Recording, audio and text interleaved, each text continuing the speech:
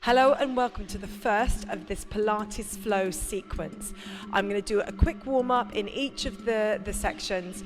So there's an inbuilt warm-up in this, so you don't need to go anywhere else. You can just warm it up. So we're going to do that now. We're going to start with some heel raises and into roll down. So just come up onto your toes. It's really important when you're doing Pilates Flow that you connect to your deep core muscles. So you're lifting up through your center and into your core. So that core, that deep core connection is that stop a fart, stop a wee feeling. We also want to connect to the core of the feet. And to do that, I want you to click your heels in and then squeeze in through your buttocks and lift up through your center. Now, when you squeeze your buttocks, it's only a gentle lift to get you feeling length in the front of your body, and then that lift up through the core. Watch that the shoulders are down, back of the neck is nice and long. We're then going to tuck and roll, tucking the chin into the chest, allowing the knees to bend and relaxing down and really releasing tension from the back and from the back to the legs. You can swing your hips and just release and relax as you do this. We're then going to lift back up, lifting from the belly as you come back up, and then roll your shoulders back, and we're going to do a reach and stretch. And then on the other side as well, and reach and stretch. Now let's go into another roll down. We're going to come up onto the toes and lift up through the center. Do that little clicking with your heels. Lift up through from the back of the pelvic floor and into your belly. And if you're not sure about how to work those core muscles, do look at other videos that we have available that really center you and think about working the pelvic floor in areas like that. So if you're struggling to feel your pelvic floor, we've got lots of videos just on that. So have a look around on our channel. Lower the arms, lower the heels, tuck your chin into your chest, and allow your body to sink down towards the floor. Just relax and release. And you want to try to get your upper body to drop towards the floor, and even your head should be relaxing and releasing. So just nod your chin and just let everything go.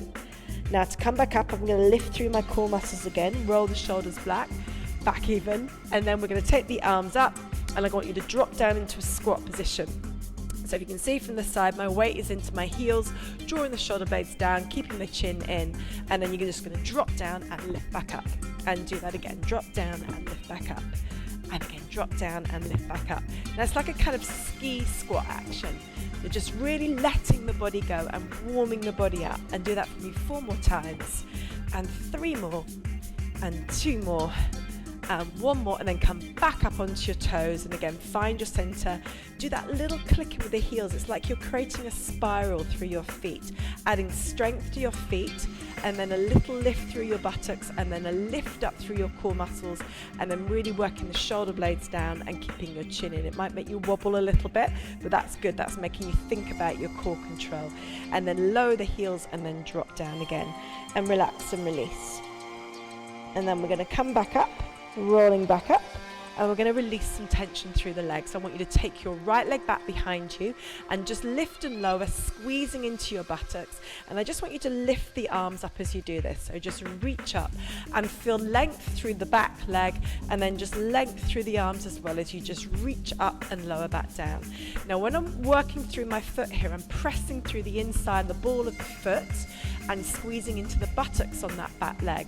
So I want you to do that as well. So work through the foot, really warm the foot up and push off from the ball of your foot and squeeze into your buttock on the right. We're going to do the same thing on the left. So take the left leg back behind and do the same thing again. Make sure the heel isn't turning in. Now if your heel does have a tendency to turn in, this is one of the reasons why you need to do these kind of movements, but do them with the right alignment. So you're trying to turn the heel out, and then again lifting up through, working through the inside, the ball of that foot, pushing off from the big toe and into your glutes. So you're feeling your buttocks working. Feel that length in your body, and again that lift up through your core as you do this. So do that 4 more times, 3 more, 2 more, and then step the leg in, and we're going to do 1 more roll down. So tuck the chin into the chest and just see if your body feels a little bit freer now. Again, you can swing your hips, you can nod your chin, And then we're going to lift back up, and hopefully you're feeling a lot warmer now. So we're going to start the first part of this Pilates Flow sequence. So take your hands together for me, and we're going to balance onto the right leg first. So you're going to peel your left leg off the floor and try to balance crossing your left leg in front of your right thigh. Now if you're finding that quite hard to do, put your foot onto the floor, do a little knee bend, sitting your weight back behind you, and then try again. Now we've done this in other of our Pilates Flow sequences before, so you may have seen this before. So you're just trying to balance. You see I wobbled off onto both feet there, which is absolutely fine. You can do the same thing, but then again see if you can come into your balance position. And then you're going to bend your right knee, whoops, falling over again, bend your right knee, and then just drop the weight back behind. So try to hold that position if you can, pushing your knee out to the side. Don't worry if you wobble off, obviously I just have, so it's absolutely fine if you do that. From here, we're going to take the left leg all the way back and come down into what we call a low lunge position. Now you can rest your knee on the floor, or you can take your knee off the floor and just move forwards and backwards. Now if you take a look from the side here, you can see that the profile of my hips is low. To get the hips low, put your hands onto the floor, work the shoulder blades down, creating length in your neck. Now what can happen is that if you round the shoulders and you round the back, the hips go up. So I want you to drop the hips down by working the shoulder blades down the back of your rib cage and keeping your chin in as you just slide forwards and backwards. Just keeping that left leg nice and long as you're doing that. Now from here, we're going to step the left leg in. Before we do that, I just want you to concentrate on the area that you're lengthening, which is the front of your left thigh. That's important to establish where we're trying to create length in the body and for you to feel that. So just try and feel that length. Again, if you feel it's too much, just put your knee down onto the floor. That's fine as well. From here, we're going to bring the back knee in. So bring your left knee in, and we're going to do a low calf and Achilles stretch. So this is for the lower part of your calf muscle and into your Achilles tendon and into your heel on the right side. So it's like a sprint start position. You put your hands onto the floor and you lean forwards. Now you can just kind of put the hands around this leg and just push your weight down onto the right side. I'm pressing through the inside of the ball of my foot, so pushing through that position. And if you can see me from the side, you'll see I'm bringing my body weight forwards, and I keep coming forwards until I start to feel a lengthening coming into the calf on the right side. So press through the inside of the ball of the foot, allow your body weight to push down through that leg and feel that stretch on your right calf. From here, we're going to come up and we're going to cross the left leg behind the right. Now this is a really unusual stretch. Now when you come up, you bring your left foot forward and forward and forward and forward. And again, you might find that you balance over. That's absolutely fine. Just keep trying to bring your left leg forward. Now as you bring that left leg forward, you feel a stretch coming through the right hip. So keep trying to pull the left leg forward and forward and forward. And if you are balancing over, you can hold on to something like a back of a chair or something if you prefer, but try to keep that left hip coming forwards and forwards and forwards until you feel that lengthening process coming through the hip on the right side. We're then going to continue that with some knee bends and some hip circles. So you're going to try and balance and stand up tall and then circle your leg around and then bend the knee and drop back down. Now you can drop down into a little curtsy squat. So this is one way you can do it. Drop down and then lift up and circle around. So you're trying to circle that hip around. Turn the knee back in, drop down, and then lift up. Or you can try and do it without putting your foot down. So you keep your foot off the floor, you bend, and then you lift back up and circle. Now if you're really struggling, again, you can hold on to something as you're doing this. I'm going to do it one more time. Bend. Remember, you can hold on to something and then lift up and circle. And then we're going to try and go into a balance, and this is the last part of this section. So we're going to take the leg up and try and go into a side balance. Now you take your left knee up high behind you and you try and extend and into a balanced position. And if you see from a side view, you're trying to take your left hip over on top of the right as you hold your balance. So hold and breathe, breathe, breathe, breathe. And then you release and come back down, and we're going to try the whole thing now on the other side. So place the palms together, cross your right knee in front of your left leg and drop down into a balanced position.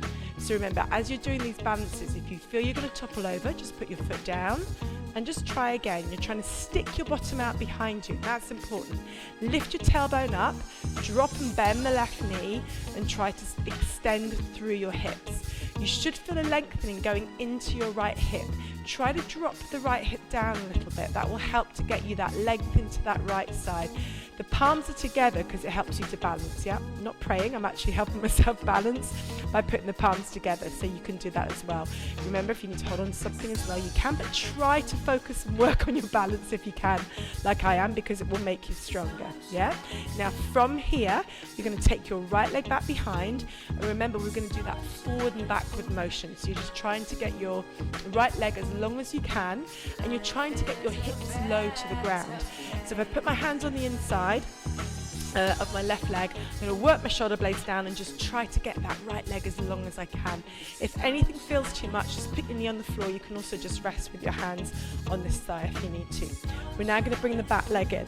So the back leg comes in, you press down through the inside, the ball of the left leg. Remember that kind of sprinter start position, and then you're pressing your weight forward and forward and forward until you feel that length coming into your left heel, yeah? So you're trying to feel a stretch in the lower part of your calf muscle and into the Achilles tendon on the left side. So keep pressing through the inside, the ball of the foot on the left side, so keep pushing your weight down through that side. And then from here, we do that unusual balance and hip stretch. And I say stretch, but actually it's a lengthening feel rather than a stretch. You cross your right knee behind your left, and then you pull your right hip forward. And you keep pulling it forward and keep pulling it forward until you feel some length coming through your left hip on that left side. So keep pulling forward, keep pulling forward, keep pulling forward. And then when you feel that length coming into the left side, you know you've got a good bit of length through that hip, and you're working in rotation through the hip, which is a really good thing to do. We're then going to try and do those full hip rotations with a knee bend. So you bend the left knee, that's the knee bend. You then come back up and straighten the left knee, so it's like a single leg squat, and then you circle the right hip around. Now remember, you can do this in several different ways. You can try and balance like I am now, or you can do it by putting your foot down at the end of the movement, so you can kind of regain your balance and do a little curtsy squat and then come back up and do it, yeah? Or you can hold on to something.